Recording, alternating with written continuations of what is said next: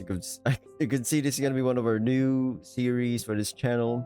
I've heard this game, or heard that the story is fantastic. All right. If you're not new or you are new, to help this channel out, subscribe, like, comment, share with your friends and loved ones.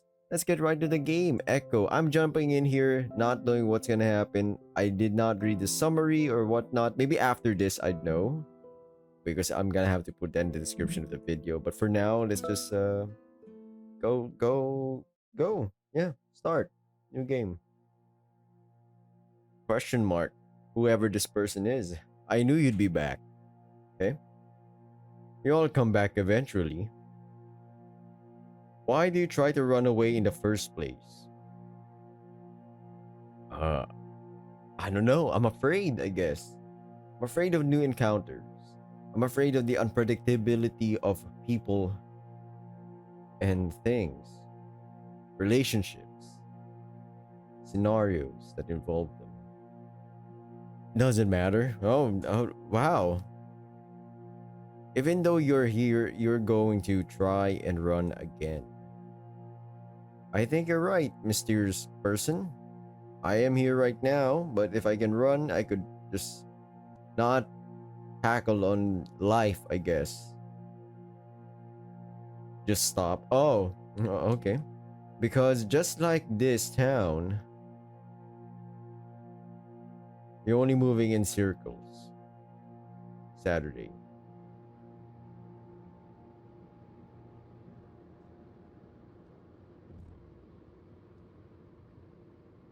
Yeah, Mom. I brought it. No, I've got everything. No, TJ's with us. We we picked him up yesterday. No, I did call you yesterday. There was no answer. Fine. Yeah, I'll try more than once next time. So I'm course. They're clean. Yeah. Listen, I'm driving right now, so yeah, so I shouldn't be on the phone, should I? I'm gonna hang up. Okay, love you too. Bye. I sigh and finally hang up on the phone, dropping it on my lap. DJ next to me in the passenger seat stretches back and scratches behind his ear. Aw, that's cute. It's been a while since I've seen your mom. How is she? I shrug. Fine, I think. She wouldn't tell me if she wasn't anyway. TJ taps her foot against the dashboard before yawning. Wow, feels like we've been driving for days. Normally, TJ wasn't one to whine, but the long drive was obviously getting to him. It was getting to all of us, honestly. All of us, so there's more people here. I look over at him. We're almost there. Why don't you listen to some music or something? My phone's been dead for the past 2 hours. I didn't know it would take us 8 hours to get there. I sigh. Whether that dig was purposeful or not, I still feel a little embarrassed. I'll admit, I got us lost for a few hours. Route 93 is hard to find even with the GPS. It's no wonder that Echo is in the state it's in. Jenna. You should have brought a book. It's now run out of batteries. I look up into the rearview mirror and see Jenna hold up a hefty book titled Cognition. DJ sighs. All my books are on my phone. Why didn't you listen to the radio then? TJ starts to reach for the dial. I don't know who they are right now. I don't know what they look like. So I'm just... Don't bother. All we got out of here are hick stations. I have some music on my phone though. Do you have an auxiliary cable, Chase? This clunker? No. But like I said, we're almost there. Just having the three of us here is a little awkward. Unbalanced. I wonder if completing our little group will bring back that old chemistry. Thinking about seeing Carl, Flynn, and Leo again makes my heart skip a beat. Take exit 127 and onto Flint Road. I jerk back to the present and press on the brakes as I swerve into the exit ramp. Whoa! Sorry. Chase, come on, pay attention. DJ adds a little giggle to lighten the chastisement, or yeah. But my face gets hot anyway. Hey, me and Jenna went 3 hours out of our way to pick you up from CCU. You could have taken the bus. No, no, I'm grateful. I just rather just not be the place I die. We continued down Flint Road for about 15 minutes in silence while I avoid the ever-increasing number of potholes in the road. I think we're all a little nervous now as we get closer to our destination. Unsurprisingly, there isn't another car in sight. You guys excited? I look at my rearview mirror again and see that Jen has put down her book, staring out the window. I actually haven't given a whole lot of thought as to how I feel about the whole thing. Yeah, means we're chill. We're not sure with whatever. Not really. I'm nervous. That's gonna be my answer. I'm nervous. I don't know. It's been a while since we've all been together. Think things will be the same? I'm at Echo. Are you excited to go back? Oh, I didn't really know how to answer that. Is excited the right word? It sure as hell is stressful. As long as we can go for a hike. I don't want to be sitting around the motel all day. Will it beat having a heat stroke in the desert? Are you seriously hiking the trail? Oh, come on, it'll be fun. At least I know Chase will come. He just smiles at me, raising his brows. It's too hard to say no to such an eager face. At least right now. Yeah, of course. Anyway, it sounds like you've only got the boys on your mind, Chase. Leo, maybe? Ooh. We're already getting spicy relationship here? Make a slight right into Lake Emma Road. I ignored Jenna, pretending to be distracted with adjusting the GPS. A few more minutes of silence pass before Jenna speaks up again. So, this news thing you're making, what's it about exactly? I swerve a little to avoid another pothole. A news packet. You remember there was that one crazy thing that happened here in the early 1900s? I read a little about it and it's pretty fucked up. Come on, Chase. Language. Just thought I'd do a little more digging. Honestly though, I just need to make something that looks good enough to pass with. Well, that sounds kind of fun. Are you going to have enough time to hang out? I know Leo made some plans. This whole thing was Leo's idea, actually. When I told him that I'd be coming down to Echo for spring break, he suggested we all use it as an excuse to have a reunion. He says it hasn't been the same since the three of us left. Yeah, I should. I just need some B-roll and shots of the old creepy locations. Shouldn't take too long. I catch a flash of blue and see the lake to our right. The conversation dies down a bit and pretty soon we're all lost in our own thoughts. Finally, we round a bend and I start to catch some glimpses of the town. The tall, rusted signs for the gas station and motel loom over the rest of the old community. Lake Emma Road merges right into Main Street, where the motel is at. Soon enough, we're turning to the parking lot. There are only a few other cars in the parking lot. I park in the closest spot next to the door and switch off the ignition, ready to be done with the driving. I sit back for a moment, rubbing my eyes. Ugh. I hope you're grateful, TJ. I never want to drive that long again. Thanks, Chase. I don't know what TJ looks like. I might be wrong with the voice. TJ hops out of the car, clearly happy to be out. Damn, so I was super wrong. Ugh. TJ puts his paws to his back and stretches out from toes to ear tufts, and I hear a few cracks.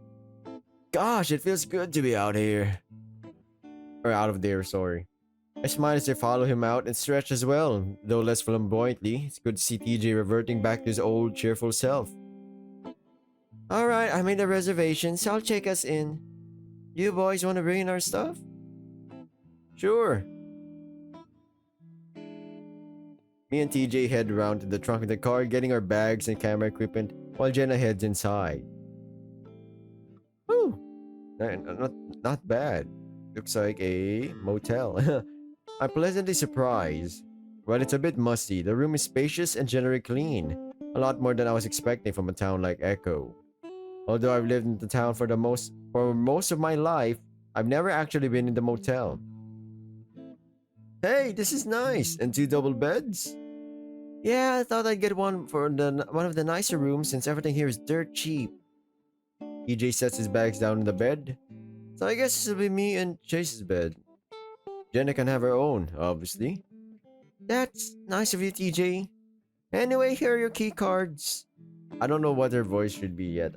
I know it's supposed to be like calm demeanor woman voice. I can't do that. She hands us both our key cards, which I slip into my back pocket. Unless I do some kind of like voice voice AI tool or something. But too much of a hassle for now. So when we gonna eat? I'm starving. My stomach grumbles. We haven't eaten since breakfast and it's late afternoon at this point. I pull out my phone, checking over my text with Leo. Leo says gonna get us some sandwiches from the diner. Did you tell? Yes, I told him to substitute the bread with lettuce for yours, CJ. Nice! Alright. Well, I've texted everyone that we're here. Let's at least unpack. It's going to get crowded and I don't want all our stuff in the way. Oh, this is a reunion, so there's gonna be more people here. Half an hour later, we've got all our stuff packed away in the motel drawers.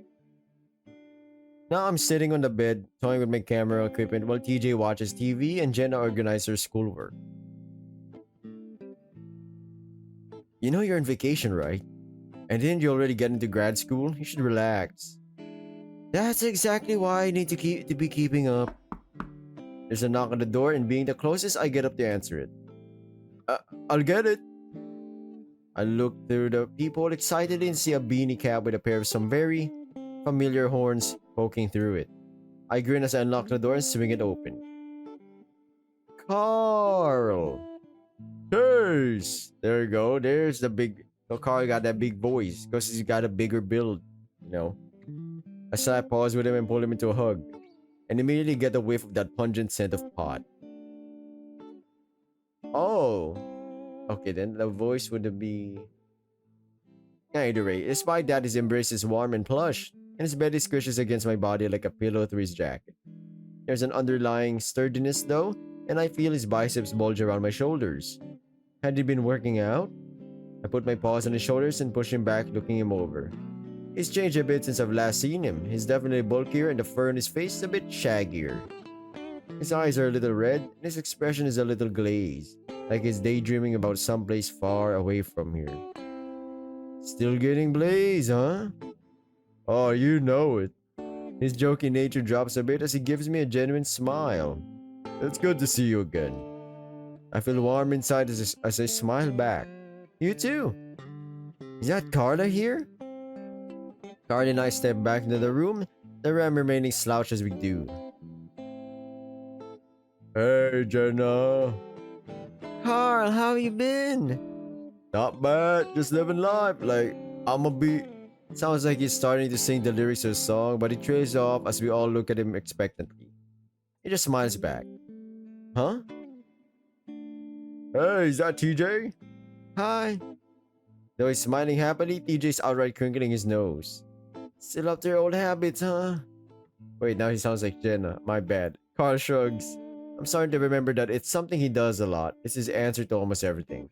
He gets quiet for a moment, then I clap my paws together. So, what have you been up to, Carl? You're not online that often. Carl shrugs. Oh, you know, just hanging out. Must be kinda boring considering it's Echo. Not going outside helps, huh? You been able to find a job? I know they closed the old corner market you used to work at. Yeah, been kinda hard since pretty much everything's closing around here. On top of that, I still don't have a car that can get me to Peyton. Oh, that's right. You crashed the one your parents got you. DJ's grinning sympathetically, but Carl hunches further into himself, looking sulky. Man, don't kill my vibe. And about school? Been thinking about going back? No, not really. Maybe. Carl's starting to lose that faraway look as he narrows his eyes. You should. You went for what, a semester? That's not really enough time to tell if you're really cut out for college. Classes get easier to handle once you get used to it. Yeah, well, it wasn't exactly the schoolwork that was a problem. You Could try smoking less weed. It might help. Ooh, what? Is this was I set up for an intervention or something? Carl looks over at me as if asking for help. Hey, don't look at me. I had to deal with him for the past 10 hours. Yeah, I guess I just forgot how naggy they can be. That's because we care about you, Carl. Anyway, I'm pretty sure Chase has been missing you ever since you left school. Carl and I were in the same class throughout school. As a result, we entered college together. We have roomed together for that one semester, which was a lot of fun. Of course, I had missed him. Carl seems pretty eager to get off the topic, though. Speaking of school, didn't you get accepted to Western, Jenna? Yep. Going to experimental psych. I start in the fall. Yeah, that's pretty cool. Congrats. Carl turns back to me. And you're into journalism, right? He looks over the equipment, looking confused. What's all this? Oh yeah, one of the reasons why I'm out here, man. I'm doing a news segment on Echo. Sounds like the feel-good movie of the year, Chase. That's what you get out of the feel-good town of the century, Carl. Yeah. Carl scratches his muzzle before turning to TJ. And you're doing what again? Sports something? Bible Olympics? Athletic training. But yes, it's a Christian school. Carl gives a thumbs up. Super. So we're gonna eat? I'm hungry as hell. I'm getting the munchies. Hell is a little extreme there, Carl. Not even you can be that hungry. Sure. Where's Zio? He's bringing the sandwiches, right? Yeah, Asher just texted me that he's here. He was picking up Flynn. So we're all gonna be here, just like old times. I can't get a feel for TJ, man. I don't know. He's giving me... I don't know. TJ almost looks like that little kid Lynx again. His ears switching around with excitement. It's like the young... Kind of looks young.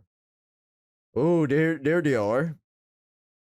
I grip the bedspread and watch as Carl moves around the corner to open the door. I hear it open, followed by the distinctive, deep, brassy voice of Flynn. I can't... Brassy? Hey! Why are you getting the door, fatty? To get my sandwiches, dick face. I've got the munchies like a mother. Where are they? Leo has... Leo has them. Here he is. I can't... I don't know. Deep voice with the brassy... I can't. Brassy kind of fucking thing. That's gonna fuck up my voice. Sleepy people who are watching. Fuck it. Hey, they're all in there. Hey, they all in there?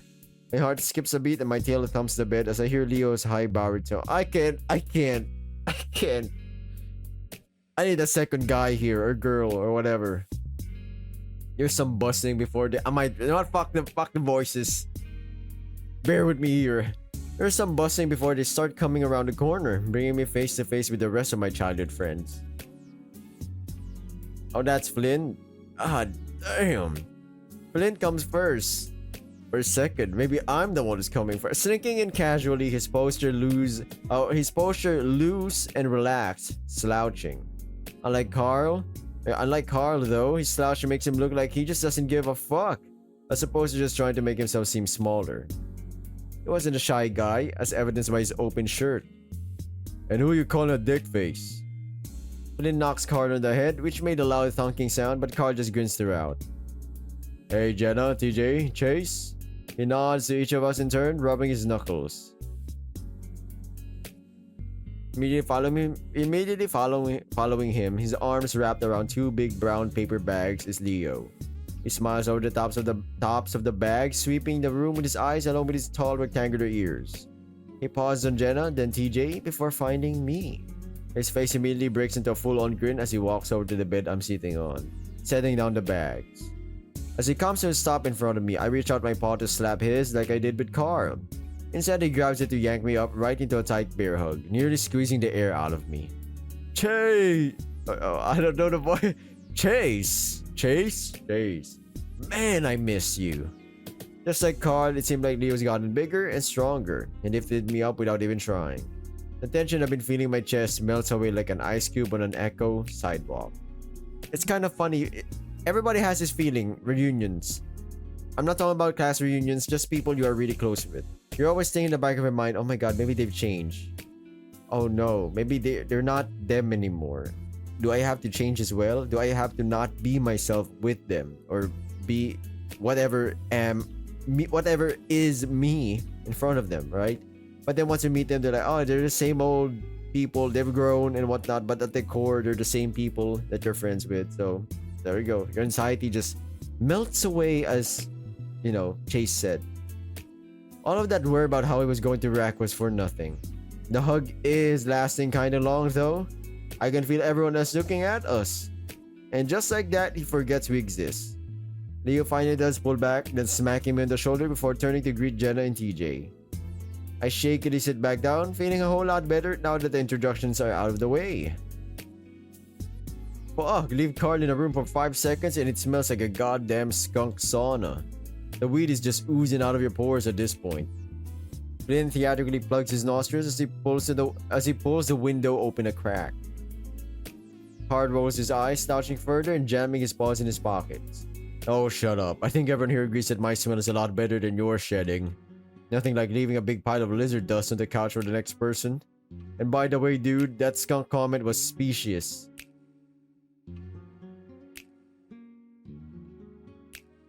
And that lizard comment wasn't. Flynn turns to me, fanning air in from the outside with his hand. What's worse, Chase, Carl's smell, or my dusting off? Huh, dusting off? That's not a thing. Try saying white flakes that chip off of me with every step I take, except when I scratch my ass. Then it's like a fucking blizzard of dead skin. And some of it might land your mouth.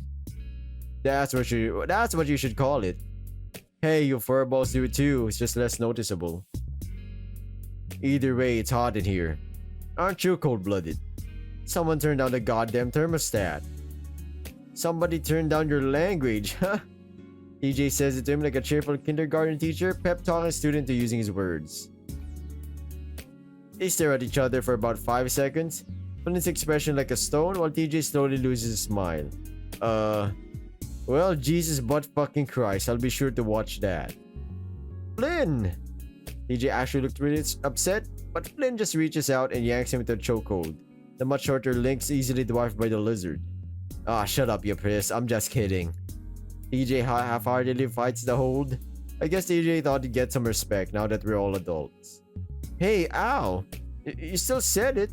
Normally I might step in to help, but it's been a while since I've seen Flynn and TJ go at it. It's just too funny to stop. Look, no lighting. So much for your almighty ooh! TJ jabs his elbow back into Flynn's stomach, doubling the lizard over for a second. Ha! See? God works in mysterious ways. Ow! Ow! Flynn reaches up and grabs at one of the tufts on TJ's ears and yanks, earning a yowl from the feline. Foul species features. Species features was something we made up to make our tosses a little more fair. It involved any distinct physical difference between our species that might pose us a disadvantage, like my tail, Jenna's ears, or TJ's ear tufts. Carl was especially keen on it, being a ram. His horns were often used as leverage against him.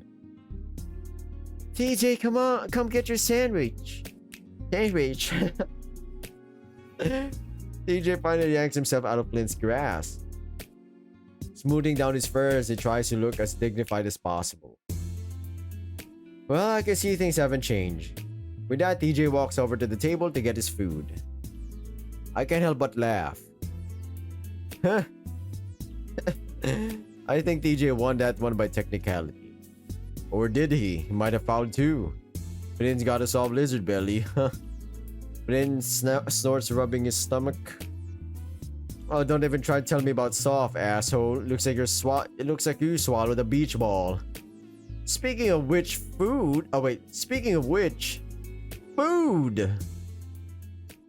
We all pass the bags around to get our food. A chicken sandwich for Jenna and TJ, roast beef for me and Leo, and 3 large veggie burgers that almost take up their own bag for Carl. Flynn, as usual, isn't eating anything. I think it's a lizard thing. Well, lizards depends. If they've already eaten, they can go for a while not eating, so to speak. I keep my seat on the bed as I unwrap the foil around my sandwich. The smell waves up from the wafts Waif. Waff. The smell wafts up from the beef. I'm searching this real quick. Making my mouth water and bringing some memories up with it. Actually, I might just roll with it, then correct myself next time. We all spent many nights at the old diner. I can remember the night me and Carl graduated. They took us all straight from Peyton High to the diner, skipping out the all-night graduation party for sandwiches and oh, not. I kind of dig that. That's a vibe. I'll take it. Listen, graduation, all-night party, whatnot is a cool thing, but by the end of the day, which is more important? The people the people who are important to you, or some random people? I take a huge bite, and a yellow bell pepper slips out the other end, landing back in the foil. Whoa, slow down, you're going to choke. Suddenly, I'm almost falling over to the side as something heavy plants itself next to me on the bed. I quickly grab a napkin and bring it to my muzzle, wiping away the grease. Hey, Leo. Leo chuckles at my embarrassment and unwraps his own sandwich. Sorry if the bread is a little soggy. Garobo over here took his sweet time getting to the car. Hey, working the town hall is serious business. I don't have a family business I could just waltz out of like you. Hey, Flynn, I'll bet you that I can eat this whole burger in 1 minute. Is that a fucking joke? Of course you can. Yeah, but what about 2 burgers? Don't choke, Carl. I decided to keep the conversation on Leo's job since that's the whole reason why he's still here. Is business still pretty good?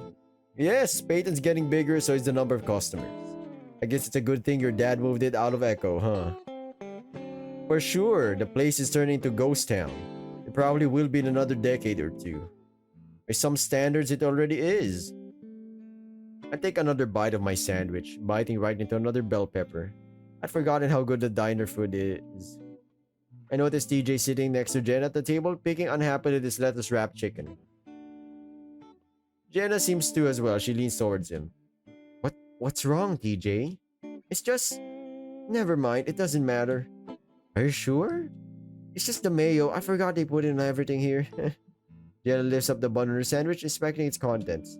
None of the mayo really got on my chicken. Here. No, you don't have... Jenna picks up TJ's sandwich and swaps out his grilled chicken. She rips off the layer of mayo, tainted lettuce from his lettuce bun before swapping her chicken in. There! How's that? Thanks. Instead, TJ looks up and sees Leo and I staring at him. I see his ears flatten in embarrassment. What? Nothing, TJ, nothing. So, are your parents still letting you live in the house here in Echo? Yes, we actually tried to sell it last year, but of course, no one bought it. I think 2 people came to look, but took off once they saw the town. Anyway, my parents are living in Peyton in a house twice as big as the old one. Well, it must be pretty cool living in your own house. My parents aren't constantly breathing down my neck, so that's, nice. Leo's already finished his first sandwich, and now he's unwrapping the second. He sure could eat a lot. How many people are still here anyway? In the town, I mean. Leo takes another bite, and I hear the crunch of the peppers through his muzzle. He chews thoughtfully for a moment before swallowing. Not too sure. Of course, I know almost everyone here, but most don't actually live here anymore. Most everyone's turned their old house into a sort of vacation home now. Really? Why? Can't imagine anyone coming here for a vacation. Unless their hobbies are meth or dying of heat stroke. Well, they've all got their old houses here, and it's cheap to build. And the town is actually trying to turn that old lake into a recreational thing. Lake Emma? Yeah, they're putting in docks and stuff. Huh. Lake Emma is the old reservoir just a few minutes outside of town. As kids, we used to play around there all the time. It was generally an ugly place. Dead fish on the banks, a terrible smell, and mosquitoes everywhere. Then again, it could have changed since then. I haven't been there in 12 years now. None of us have. Thinking about the lake is making my stomach tighten again, forcing away my appetite in the process. It's been so long at this point, I need to learn to get over things. Actually, that reminds me. The others are pretty deep in their own conversations, but I lower my voice anyway, leaning into Leo. Hey, Leo. Leo turns to me. He had been in the middle of a massive bite, and now he has a bell pepper half hanging out of his muzzle. I imagine that cute. That actually visually might look cute. That throws off my train of thought for a second. Oh yeah, so I wanted to get some shots of the lake for my project. Leo ducks his head to pull out the pepper from his muzzle, only to shove it back in a second later. He chews for a while, but his ears are still tipped towards me, so I go on. It's kind of important to Echo's history. Anyway, you told me that on Monday everyone's free during lunch. I can tell by the set of Leo's ears that he knows where I'm going, and he's not too into the idea. I quickly go on. Of course, we don't have to, but it's been a long time, and if the town is making it look better, it could be fun. Listen, Chase. I feel my face burn a little under the fur.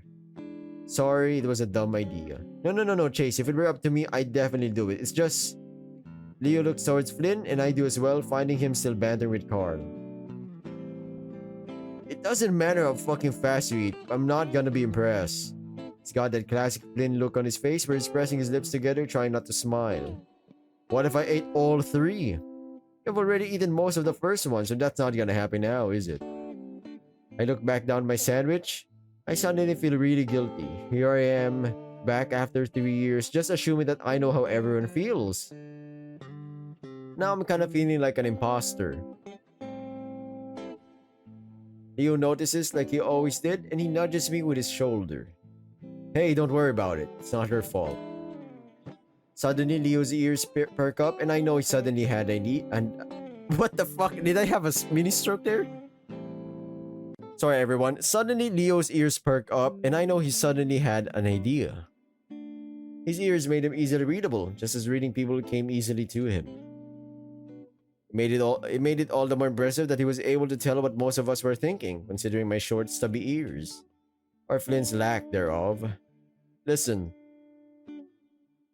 There's a cool little spot by the river that's actually pretty close to the lake. We could have lunch and you could walk over and get your shots. The idea makes me feel a bit better. Alright, that could be fun. Also, this motel doesn't have a pool, so it'll be really nice to swim in something. Heh, otters in their waters. Anyway, I'll have to ask Flynn, but I think he'll be okay with it. What would really impress me is if he didn't eat the rest. God damn. You're a funny guy, Flynn. Carl goes right back to shoving the next burger into his mouth as Flynn looks on in mild disgust. Suddenly notices us watching him and he gives us an odd look, but that slowly morphs into a smirk as he focuses on Leo. You're looking pretty happy there, Leo. Not like you've been for the past 3 years. I furrow my brow in confusion and look up at Leo. I see him shift and is giving Flynn a look that I don't quite understand. Well, of course I'm happy to see us all back together again. I look from Leo to Flynn and it's pretty easy to imagine a bolt of electricity between them. You should have seen him, Chase. He'd go days without smiling. Agreed. Leo's been kind of a dick ever since you guys left. Isn't Jen a counselor? Hey, you should have a session with Leo. I'm still an undergrad. I'm not going to counseling anyway. That would just make me sad. TJ's busy trying to hold his sandwich together and eat at the same time. Not very successful, but he looks up as well. Leo, depressed? It's hard not to imagine you not smiling. You seemed fine online. Has something been going on, Leo? Ooh. For the first time since he's arrived, Leo looks truly uncomfortable. I am now curious. But then again, life ain't perfect. There are things that we always just shoulder and not even talk about, right? Especially bad stuff. We don't want to be burdened. We don't want to emo dump people. Unless you're your father or mother, then you emo dump that shit towards your children, usually. Unfortunately. Going back to the thing, you don't see him like that very often. Flynn, on the other hand, has this trying not to smirk face on. Leo pauses, pinned down by everyone's eyes in the room, then he takes a frustrated breath. Alright. Can people be sad sometimes? Yes, things have been harder, but I'm fine. I think it's pretty clear that Flynn, Leo flicks his long muzzle at the lizard, is just trying to get some reactions. Sure, I'm just saying you're back to your old self, but seriously, it's great. Leo makes a snorting sound. I'm about to ask Leo what's so stressful when he lifts his paw up again to take a bite of his almost finished sandwich. I go quiet as I look at his paw. A silver anchor tied around his waist with leather. The word author is etched into the shank of the anchor. The name Chase is engraved into the stock. Oh my god. Well, ain't. Ooh, I smell some. I am sensing something here, some abandonment issue. Why was he still Chase? I jump as TJ's voice breaks through my trance, bouncing on the bed once I come down. Leo looks at me as the bed wobbles, an eyebrow raise. TJ puts a paw to his muzzle. Oops, sorry. You were just kind of staring off into space. Yeah, just thinking about stuff. What's up? We were just talking about the last game. Didn't you tell me you saw that movie in the drive here? Oh, okay, I really don't get you right now. TJ, the last game was the worst Lions Brigade movie. You're just mad because you didn't follow the comics.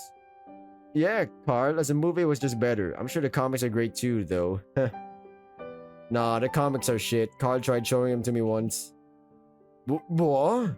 See, this is the problem. They never follow the source material and no one cares because they have no respect for the originals, man. You're way too picky, Carl. The last game was a great movie. Not you too, Leo. Of course, Leo immediately gives a thumbs up when it comes to Chase. Of course. Come on, he'd fold. I don't know. I think Lions Brigade was always a bit too violent for me. What with all the shooting and punching. I've always liked the Trinity Weasel. She's the thinking man superhero and... Carl waves his paw dismissively. The Trinity comics have always been pretty lame. They're jerk-off fodder for lonely nerds and so is the movie. Huh, you mean like yourself? Hey. Hold up, we're talking about Trinity now. Julia Blasco? She's hella fine. Never seen an ass like hers in a weasel before. That's because it's fake. No, I just like this. No, I just like the story. It's really kind of deep if you think about it. It was hard to think about when half the shots are slow-mo and she's doing all these flips and backbends and shit. Huh? I don't think that was your sort of thing anyway, Flynn. Flynn doesn't have time to retort before Jenna shifts her attention, seemingly coming to TJ's defense. Aw.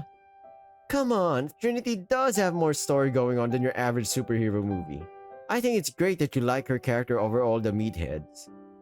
Yeah, they just stuck in all the boob shots to reel in the dummies. Of course, it's easy for someone like you to say.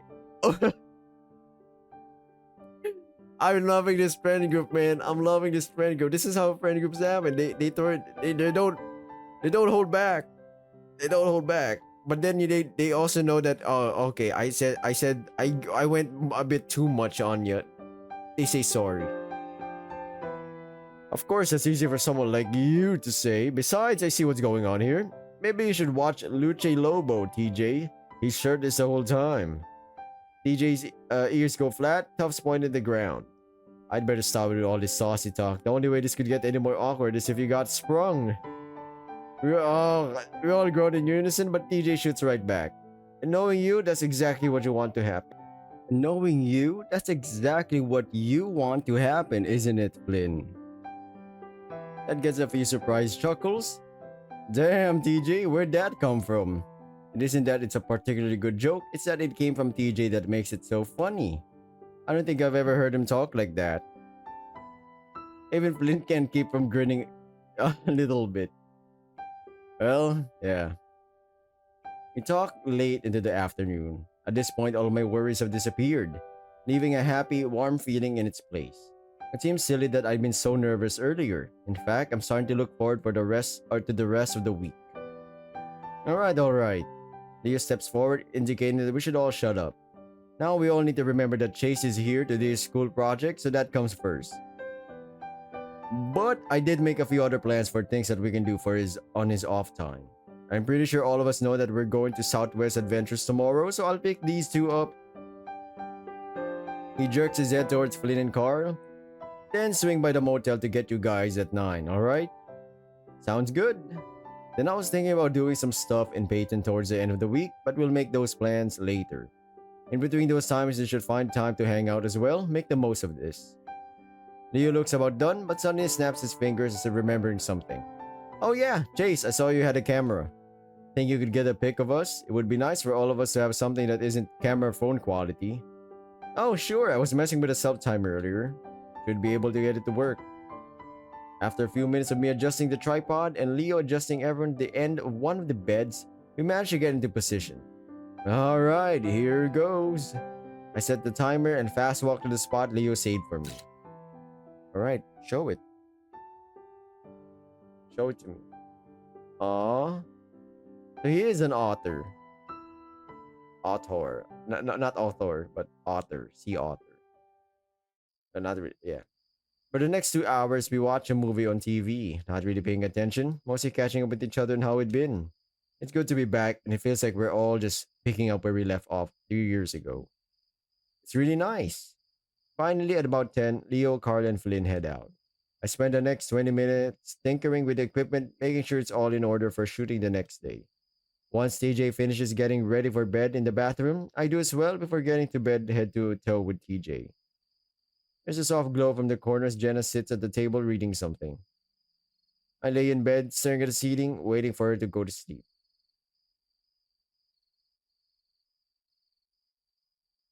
There's a chain attached to my ankle as I walked away from the lake, my legs and feet caked in mud. I look back, seeing the chain snaking back around the rocks and reeds before disappearing to the water. Looking ahead again, I see Leo. He's smiling, waving at me. I walk towards him and the chain stays slack, pulling easily out of the water. There's an anchor in the lake, I say. I stare at him, but he doesn't say anything and just keeps on smiling. I crouch on the rocks, wrapping the chain around my wrist a few times. Leo kneels next to me, rubbing my back and sticking out his arm to compare our bracelets, saying that everyone gets one.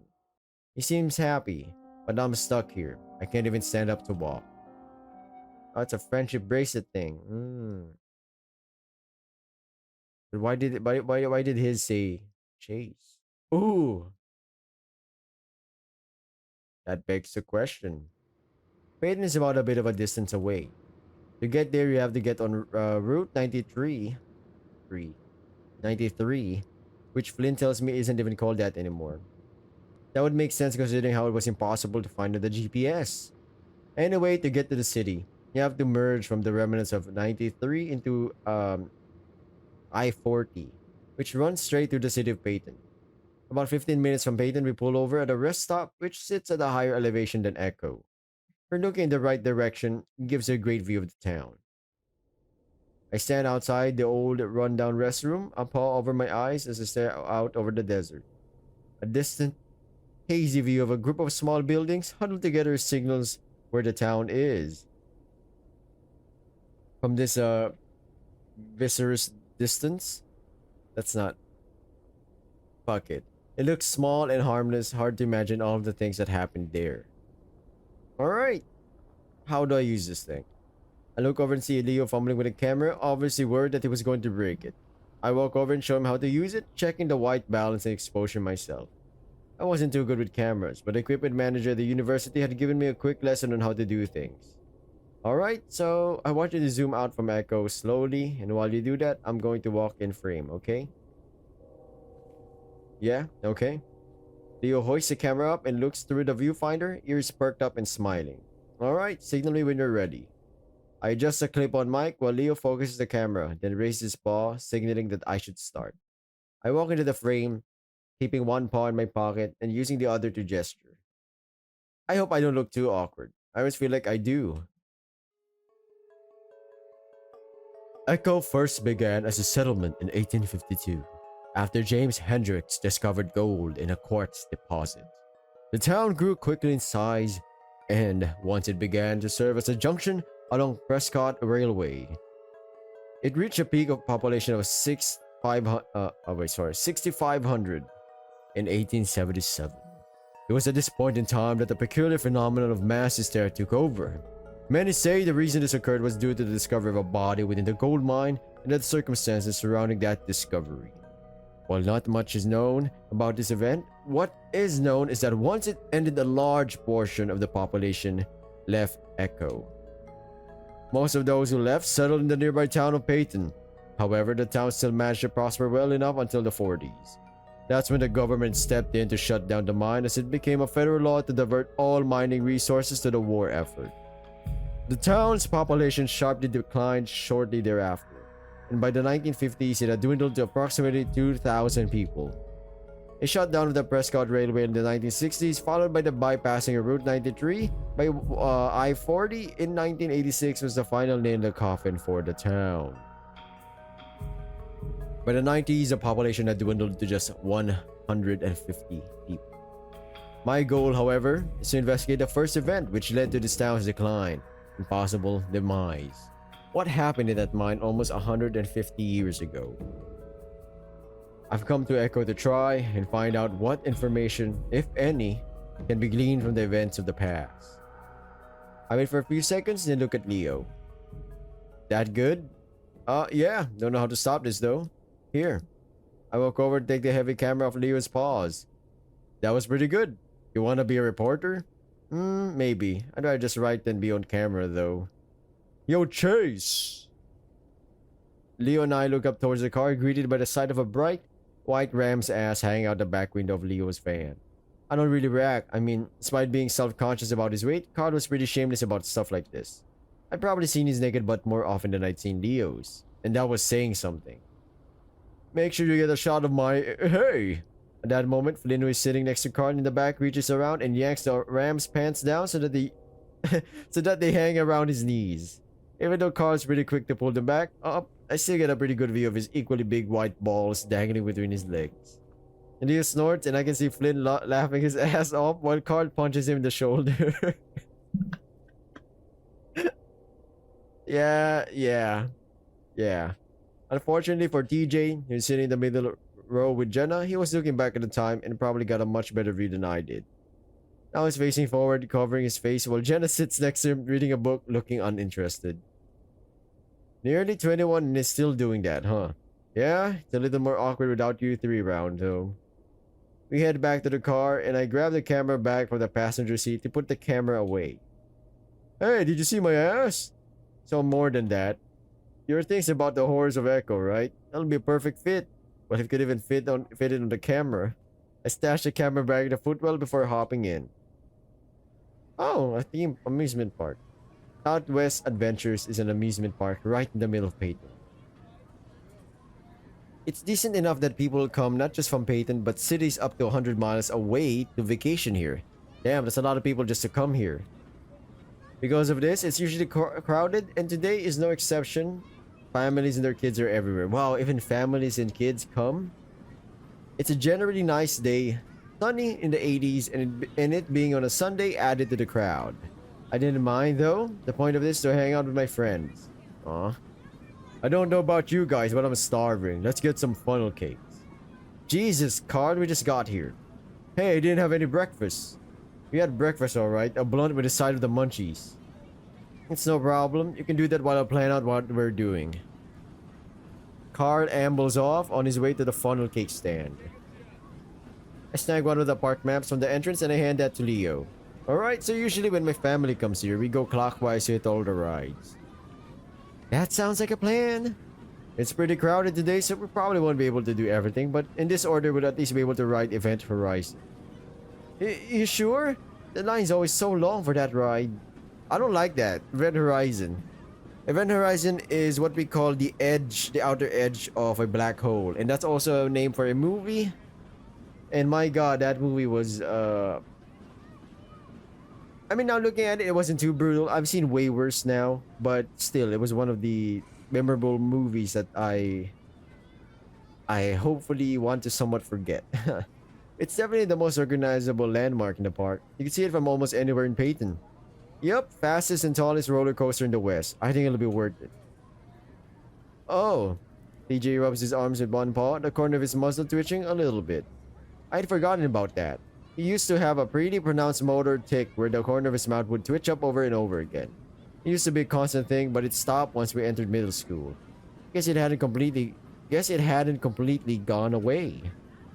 You alright, TJ? We could skip the big rides if you... Oh hell, TJ, you're a fucking adult now. No, it's fine. I'm fine. I just haven't been on a roller coaster in a while. TJ snaps his head back towards us. He's all tense up, and the movement looks like a rubber band being snapped. I'm riding all the rides with you guys. TJ walks off, his paws shoved deep in his pockets. I feel bad for him, and I want to give him an out somehow, but that's when Card comes back with his funnel cake. It's topped with ice cream, powdered sugar, and strawberries. Jesus. Anyone want to share? Yeah, that looks really good. No? Alright, guess I'll have to eat the whole thing. Great, now we gotta wait for fat ass to finish eating. Carl pulls his face out of the cake. Even with his white fur, I can see the powdered sugar clinging to his chin. Nah, I can eat in the line. We going on Event Horizon first? That way it'll be an hour long at least. The line actually ends up, being 2 hours long, and by the time we get to the actual ride, I'm dying to get into a pool of any kind. He is a sea otter. To put it bluntly, an otter needs water. Part of the problem of living in Echo meant that we didn't have any kind of indoor pool system in our house, being as cheap as it was. We ended up having to get an outdoor swimming pool, which was a pain. Nervous, Chase? I smirk at him. I read it before, Dio. No, your tail's kinda down. Sure you're not nervous? Eh? Come on, Leo, let's ride the front. Oh, I don't know.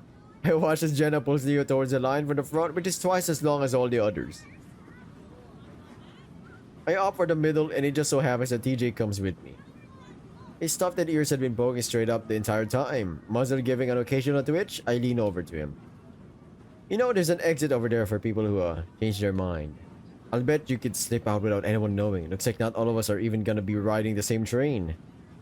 TJ stares straight ahead, clutching to the railing. I can see his sharp claws unsheathed, pressing into the metal and chipping away some of the red paint. No, I'm fine. Oh god, man. Alright. You sure? Yep, perfectly fine. Well, we're in the middle, which is the best place to be if you don't like roller coasters. Uh-huh, yeah. I really wanted to be able to get TJ to skip the ride, but it seems like he's pretty determined to do it. For some reason. Finally, our train comes along and I step in as two laughing and panting hyenas step out. Oh my god, that was the most intense. Holy shit, dude, I know. I never get scared of rides. I almost fucking pissed myself. I do a quick check of the seat to make sure there isn't any actual piss before sitting down. I look up and see TJ standing on the edge of the platform, his eyes wide, one foot stuck out to get on. TJ? A bored-looking teenage fox comes by to check my lap bar and I stick out my paw. Hey, wait, TJ, you getting on? The fox goes from looking bored to mildly annoyed. If you're getting on, you need to get on now. We can't hold up the entire ride for you, sir. The exit's that way where the other adventurers await. People around us are starting to notice. Unfortunately, Flynn, who is lined up with Cart towards the back, is paying very close attention, grinning like he knew this was going to happen. Aw, TJ too scared? Guess you're a pussy after all. Shut up, Flynn. Hey, TJ, when it gets real bad, just say to yourself, at least I'm not gonna die. Actually, a few people have. TJ! I yell up at him and that seems to jar TJ out of his trance. He almost falls in the car as he stumbles on it, fumbling with his shoulders restraints before the fox attendant sighs and leans down to do it for him. I can see the red on the insides of TJ's ears as he blushes, and I feel my own ears burn a little from secondhand embarrassment. Now that it's too late, I realize that we shouldn't have started with this ride. We should have started with something smaller to build up his confidence. I'm jolted back as the train moves forward. Oh gosh! TJ's paw lashes out and lashes to my arm. Oh no, why am I doing this? I reach over to try and move his paw from my arm and back into the handle on his shoulder restraints. TJ, hold on to that. My arm, you're gonna... Chase, quiet! Oh god, this is a bad idea, man. This is a... Why would... He got peer pressured. This is awful. Or is there's just... Flynn is just too much of a... bad influencer, you know. I pause, staring at the links. I'm really not used to hearing TJ yell. He's almost puffed out to twice his size. I just need some quiet right now and... Ah! Our train begins its ascent up the first hill and I can feel TJ's claws pricking through my fur to the skin. He starts mumbling quietly to himself, his eyes close. Sorry, not clothes. Close. TJ, are you praying? He doesn't say anything and soon we reach the apex of the climb. I give up on trying to move his paw and sit back, a little nervous myself. I really hope TJ doesn't completely lose it. I rinsed the blood off my arm in a dirty theme park bathroom. It wasn't as bad as I thought it could have been, though TJ did start crying when we hit the first inversion. He had scratched the shit out of my forearm, grabbing it with both paws once we started the descent. Unfortunately, Flynn and Carl were still on the platform when we rolled back into the boarding station. Flynn looked ready to lay into TJ again, but when he saw the tears, he had the decency to hold back. Thank God, man. Thank God. TJ has had enough. Stop bullying him, man. I helped the shaking Lynx out of the car, and somehow we managed to stumble to the bathroom, very quickly hid in a stall. I should have forced him out the exit. He'd always had anxiety problems, though I think we all believe it was a childhood thing that he'd gotten over. I know that he still takes medication. Uh, hey, TJ? Yeah? We should probably get back. Leo texted me that they're all waiting by the ride. Yeah, I'll be out in a second. The cheerfulness in his voice is forced. I ignored the weird looks I'm getting from the other people in the bathroom and instead inspect my arm. Scratches are pretty superficial, so the bleeding has stopped. No one would notice it under the thick fur, even if it's tender as hell. I hear the door open behind me, and through the mirror I see TJ come out. He sees me looking over my arm, and his face crumples up again. Chase, I'm sorry, is it bad? I really don't want him to start crying again. TJ cried a lot when he was a kid, almost every day, and even at 19, seems like he's still pretty susceptible. It's fine, it's fine. Doesn't even hurt, man. That's good. We stand there awkwardly for a few seconds, then I air out my shirt, which was starting to stick to my sweaty body. Listen, it's honestly getting way too hot for me to wait in lines all day. I think I'd rather just sit down and watch some shows or something. Oh yeah? Yeah? You want to do that with me? TJ's ears come up a little and he clutches his paws together, the fidgeting subsiding a bit. Man, what a player! Team player is what I'm trying to say here. What a team player right here. Yeah, Chase, I think that'll be fun. I can tell he's at least a little relieved. We both head out back towards the ride and I spot the four of them waiting by the exit. I furrow my brow as I spot Carl crouched on the ground, Jenna kneeling next to him and rubbing his back. Hey, everything alright? Jenna looks up, a sympathetic smile on her face. Carl most likely threw up. Is about to throw up. Carl is not feeling too good. You want to sit on a bench or something? If I move, I'm gonna... That's what you get for stuffing your face right before the ride.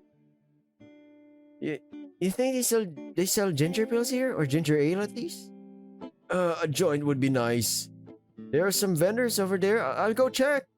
I'm actually kind of glad everyone's preoccupied with Carl right now. Take some of the heat off TJ.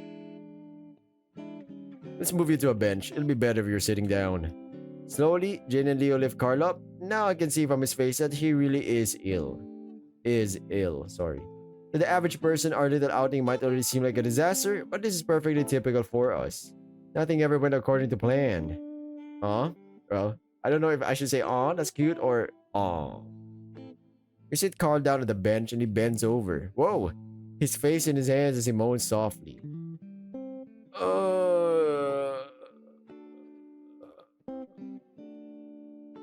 TJ comes back with a medium-sized cup in his paws. He sits next to Carl.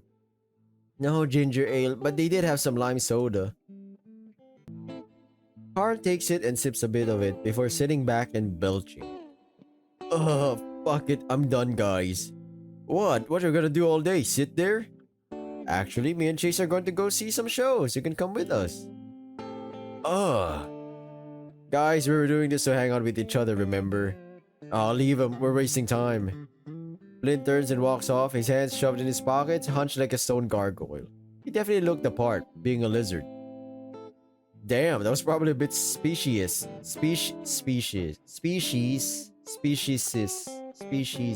Damn, that was probably a bit of speciesist, you know?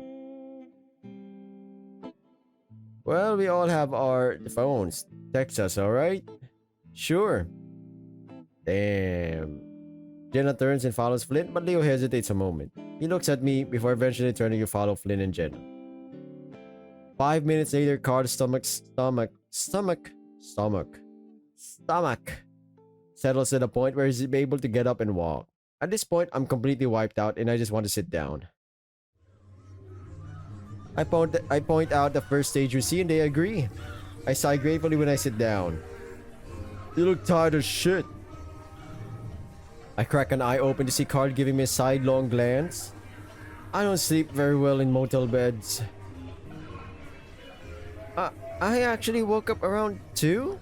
You were gone. Now TJ's looking at me too, and I feel my gut clench for a second. Yeah, I tried to go for a walk down the street. Hope it would help me get tired. Well, if that happens again, you can just walk over to my house. I'm up until like 3 every night. Wow, why? Carl shrugs, leaning back and sticking his hooves up against the chair in front of him, earning him a dirty glance from its occupiers. Games, mostly. Sometimes I read. Carl rubs his chin, opening his muzzle, closing it, then opening it again.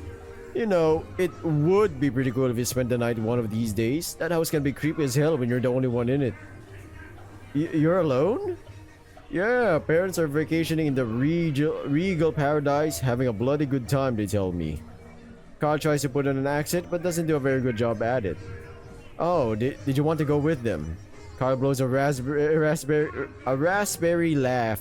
Oh, Carl blows a raspberry laughing. Huh, not really. Mom told me right away that weed isn't legal there either, so I took that as them not wanting me to come along. Oh. They did say that the chocolate there is real, whatever that means. They did bring me some. Guess I'm not enough of a fat ass yet. Come on, Carl. But dude, I'm getting there. Soon all I'll have to do is stand in front of the mirror, black out my face, and jerk it to my moves. I make a dumb snorting, croaking sound, and I can feel TJ looking at the two of us disapprovingly. Not the hardest thing to do when you're high. Wait, so you've actually done it. Wait, this is an interesting convo. Wait a minute. Carl shrugs, smirking at me. I reach out and grab his chest. From what I can tell, there's a pretty firm set of pecs under there. Carl puts a mock horrified look on his face. Sexual assault! He touched my breasts! Oh, whatever, Carl. They're harder than mine. So now we're teenage girls in the locker room comparing racks? Hey, you're the one that brought up tits. You know what? I can see it. Yeah. You're the hot preppy one everyone likes. I'm the big fat chick you're all nice to, but called Big Thunder Mountain behind her back. And TJ! EJ hadn't been paying attention, distracted with watching some dancers come on stage. He looks innocently at us. Huh? You're the cute naive Christian chick that only takes it up on the butt so as to stay a virgin. Oh, what? Let me feel your boobies. I want to compare. What in the world are you No! Small but perky. After a few seconds of tussling and Carl getting smacked in the nose by TJ, somebody shushes us from behind and we're forced into silence. The show starts... I fucking love this dynamic, man. The show starts out with a bunch of mice having a weird sort of hoedown. TJ's really into it and actually starts clapping along. I smile. TJ could definitely be kinda cute sometimes. His character design to be exact, is cute, I'll be honest. Carl just rubs his nose and leans back, watching with a smirk, as if the whole thing is a joke to him.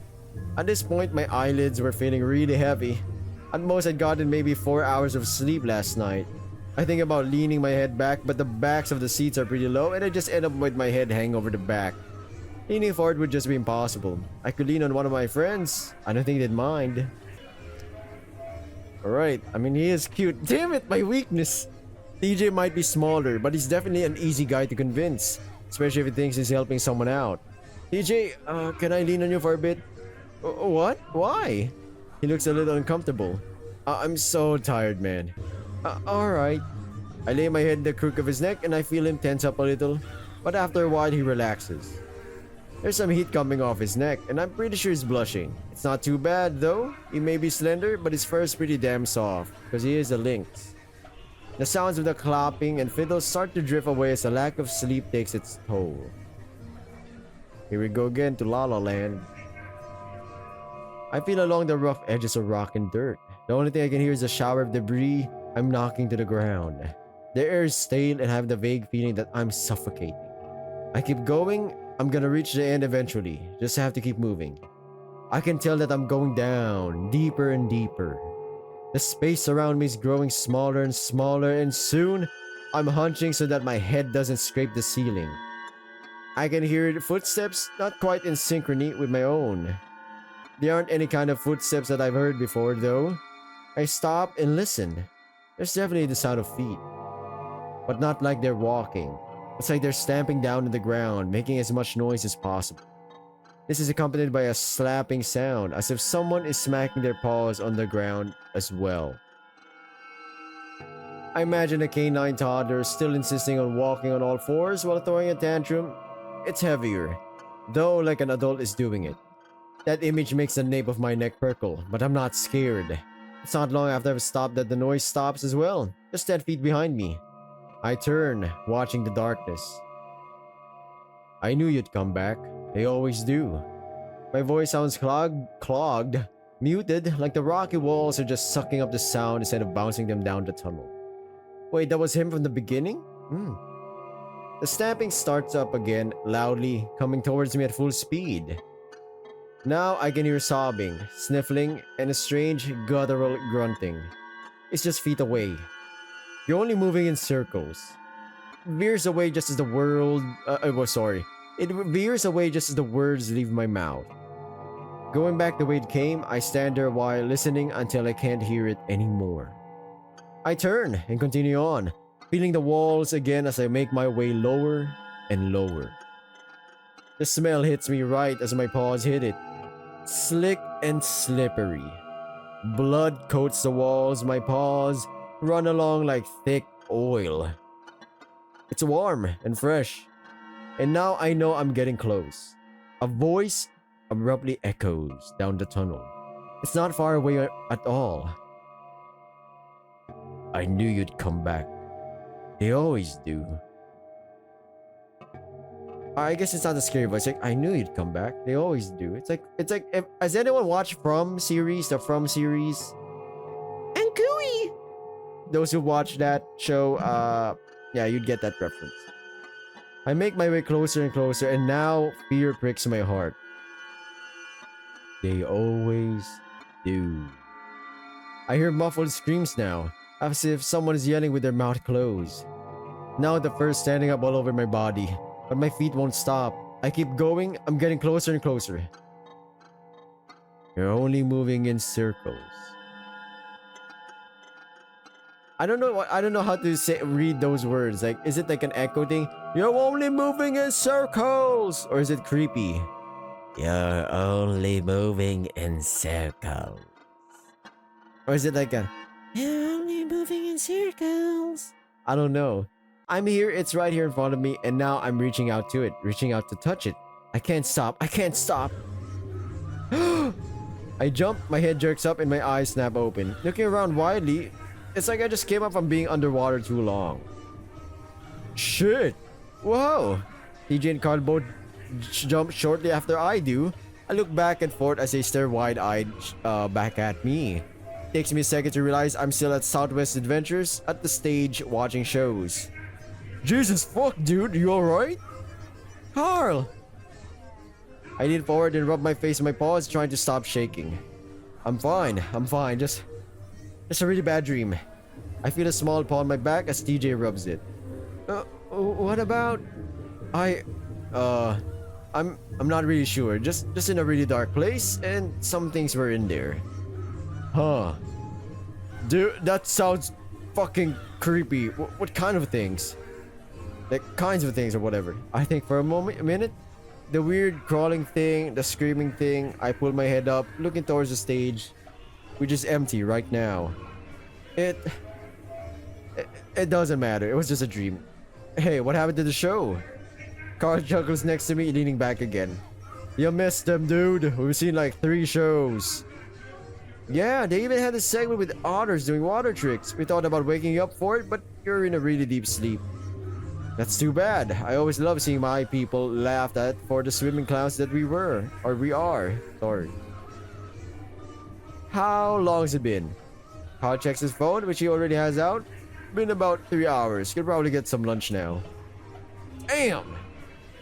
I've been out for a while. I'm surprised I hadn't at least woken up a few times, considering the uncomfortable position I'd been in. I guess you feel better, then? Yeah, I've been feeling better for the past 2 hours. Now I'm hungry. It's already 2 p.m. and I've composed myself for the most part, so I take out my phone to text Leo. Oh my god, ain't this cool? We're kinda hungry, we should meet back up. He gets back to me pretty quick. Kate, mostly done with rides anyway. Be it at food court. Okay. You know what that stands for when someone replies fast? They're important to you. If they don't reply fast, honestly, it could be anything. I don't want to think about it. Person could have ADHD. Person could be bipolar. Person could be dealing with some fucked up stuff they can't really talk about or talk to you or reply ASAP, or they're busy. There's so many reasons. I just rather not think about it. Like, oh, must be something. We meet Flynn at the table. Going back to the thing again. Sorry for interrupting with my yapping. We meet Flynn at the table in the food court where he's already bought some pizza. Carl immediately sits down and pries open the box, taking out a few slices.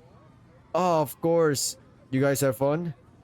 It was alright. Watch a few shows about our state's species' history. Chase took a nap. Flynn eyes TJ, who doesn't say anything as he sits to take out his own slice of pizza. A bit more daintily than Carl had. Feeling better, TJ? Sorry. Feeling better, TJ? Yeah, I'm fine. TJ nibbles on his slice of cheese pizza. Yeah, well, the pizza here is a hell of a lot scarier than any of the rides, so you're braver than I am. Where are Leo and Jenna? Flynn rolls his eyes and nods towards a row of carnival games to the right of the court. Fighting. They've been playing those games for a fucking half hour already. I'm not surprised. I grab my own slice of pizza in a napkin and make my way over there. Keeping up with keeping with the theme of the Old West. Sorry. The carnival section of the park is decked out with fake saloons and brothels. Reminds me of that South Park episode where we had this role players and whatnot. They had these role players, and even though there was a quote unquote robbery going on, they couldn't break character. Anything done should be role played in like it's the Wild West or some shit. I spot him pretty quick. Leo's holding a pink unicorn and Jenna's carrying a green dragon. Or a bad dragon. Hey, for those who know, you dirty sons of bitches. But yeah, let's go back to the thing. They seem to be in pretty good spirits, though Leo's grin is a little tight. Looks like a pretty successful haul, you guys. Hey, Chase. Jenna's grinning, looking a little smug as well. You guys finished? We're eating now. Leo shifts the giant unicorn around. Yeah, we're pretty much done, I think. Damn, Leo, you must have won something pretty hard to get that. Yeah, that was me. I look over the green dragon Jenna's holding. But what about that? Yeah, I won this too. Oh, well, I'm sure you've won a couple. Actually. Yeah, I beat him at every game. Yeah, well, you're visiting. I want your memories of this vacation to be good. Obviously, it's getting to your head, though. Oh, please. Casey should have seen his face. Sour grapes the whole time. Oh, really? I would usually say out of stuff like this. You always got a little carried away when it came to competition. Especially when I was around. But it was kind of funny seeing him act like this. When you're around, let's just go eat. Wait, there's a high striker. Why don't we show Chase who's stronger, huh? Leo contemplates that for a second, but seems pretty confident about this one. Is it really almost twice the size of Jenna? Isn't this the thing where you hit with a hammer? I'm not sure. Or is it that... let's see. I don't know if that's very fair to you, Jenna. I mean, you know what's funny? It's not really about... Weight does help when it comes to these games. Strength games. But by the end of it, it's about technique. I'm not even joking. There's like a thing here. It's like anything about computer games, right? There's some cheats, what I would call it. Hacks, not actual third-party hacks, but you know the name, you know the game through and through in the back of your fucking mind, that to the point that okay, if I strike it at this angle, if I hold this hammer, this stick at the edge of the thing, it's gonna most likely hit the top of the bell or whatever. He lets that sit, and honestly, I have to agree. Jenna, though, gets a little fox gleam in her eyes. She is a fox. That I knew meant she thought she'd do something we did. Afraid I'm gonna rode the swinging ship. Oh, the Viking ship. Flynn and Carl rode the slingshot ride together, and with the video feed from the ground, I think it's the first time I've ever seen Flynn scared. Oh, the slingshot ride where it goes up, real up top, and it stops. And then it goes down real fast. Carl did end up barfing after that one. By about 6 p.m., everyone's tired enough that we agreed to head back. I'm still exhausted. Sorry for my chair squeaking. So I sleep for the half hour it takes to get back to the motel. When we do get back, I notice how good the sun looks right now. With a sigh, I remind myself that I'm here to actually get a project done, not just play around. So as everyone sits in the motel, I let them know I'm about to shoot some B-roll, gathering up my equipment and heading out in the heat. Dragging it outside, I set it up, sweating even under the evening light. Even this late in the day, the heat was pissing me off. For some reason, it's a lot cooler in Pueblo. My mind just drifts back to the many days of summer under the blazing sun, the temperature rarely dipping below 100. I'm amazed poor TJ never had a heat stroke. When I put my eye to the viewfinder, I'm a bit disappointed at how broken down the town looks, even with the amazing backdrop. What a dump! I'll say. Instead that I heard footsteps and talking behind me, I paused my recording and turned around. How's the filming? It's alright. Kinda ran out of sun, but it's okay. Echo looks like crap no matter what kind of light you shoot in it. Do you need us to keep quiet? Nah, I'm just shooting B-roll. Was about to come back in. Let's stay out here a minute. Card and Flynn are getting a little loud. Besides, I want to talk to you two. He wraps an arm around Jenna and reaches out the other one to pull me in so that we're both flanking him. I feel my shoulders pressed into the warm bulk of his side and chest. He'd always been taller than me. My eyes rarely came up to his chin, but now it seemed like he was almost twice as wide. He definitely put on more muscle since I last saw him. While he was always pretty muscular, he'd been more on the lean side. Now his chest and biceps pulled his shirt tight. It felt nice. Though, like something very sturdy wrapped in velvet, I suppose it was a mixture of adding on both muscle and fat. I'm at least happy to see he's gotten over his little defeat to Jenna. Look at us, the OG crew! Leo's strong voice vibrates from his body into mine. The effect is tranquilizing and I feel myself relax. Together again. The only thing I miss about this town. Yeah. Leo is referring to the fact that he, Jen, and I were the original 3 in our group of 6 to become friends. Later we would add TJ, then Carl, and finally Flynn, and Sydney. Leo had really been the one to unite us all. Wait, what? TJ, Carl, Flynn, me, that's Chase. This is Leo and Jenna, Sydney. I remember when you first got here, everyone was afraid of you. I remember when I first got here, I found a bunch of gringos who wouldn't even talk to each other. We all went to the same schools in Peyton and had our different friends there. When Leo moved in, he thought it was strange that the kids in Echo didn't hang out together. As I entered middle school and high school, I cycled through a ton of different friends, but the ones in Echo always stayed the same. Remember when we'd always have sleepovers at Chase's place? Of course, I'd kick your ass at Claws of Fear all the time. I remember, I used to think you guys were only friends with me for my video games. Many times I'd fallen asleep to the flicker of the old CRT television set, watching the outlines of Jen and Leo twist side to side as they played. I would wake up hours later only to find them still playing. It was weird. Jen and Leo get along really well, but there's a bit of a competitive streak between the two. Actually, it's one of the few things that gets Leo genuinely angry. I think he even broke one of my controllers once. How long has it been since we first met? Well, when did you move in? I think it was in 2000. So take 2015 and subtract 2000. What does that leave you with, Leo? Leo looks sideways at me and smirks. There's a flash of a white canine as it appears from under his lip for a moment. You think yourself a real hotshot now that you're in college, eh? I smirk back, though I know my canines aren't as impressive. Pretty much, yeah. Well, you'll always be those little brats to me. I feel Leo's wagon tail swat me in the butt. I'm not really sure how I feel about that. Speaking of which, are you two getting along over there? Jenna looks at me around Leo's broad chest. Yeah, sort of. Yeah, we haven't had many chances to hang out. Yeah, why not? Well, it's college. It's also it's a large university. I don't even think we've ever seen each other in passing. Yeah, things are different. But Jenna, we should do something together soon before you graduate. Definitely. Lucy looks a little disappointed that me and Jenna aren't keeping up at the university, but I don't know why. She had her friends, I had mine, and we did talk sometimes. Jenna nudges into Leo, causing us all to sway. And speaking of that, when are you going back to Mesa, huh? Mesa. Mesa. La Mesa. Mesa is a community college in Peyton. Leo went there for a few semesters before taking a break. And by break, I mean he quit. We'll see. I'll have to talk to my parents. It's just starting to get really busy. Why don't they hire more people, you know? You would have graduated by now. You would have had your master's by now. 15 years, damn. Leo sighs. It's about committing to the family business, not the help he needs. Jenna rolls her eyes, blowing out some air and ruffling the tuft of fur on her head. Wolves and their families. You should try thinking and speaking for yourself sometime. If I hadn't done that, I'd still be stuck in that crank house.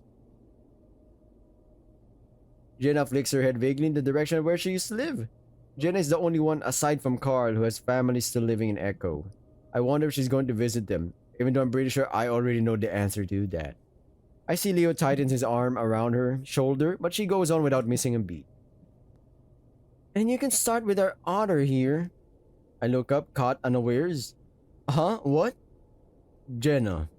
I'm serious. Jenna puts her paw up in Leo's face, cutting him off. I am not going to spend this entire week with you asking me when or how you should do it. Let's rip off the band-aid now, Chase. Jenna. There's a warning tone in Leo's voice as he pins back his ears and drops his arms from our shoulders. I already know what's happening. It's been a long time coming. I take a step back and fold my arms, looking to the side.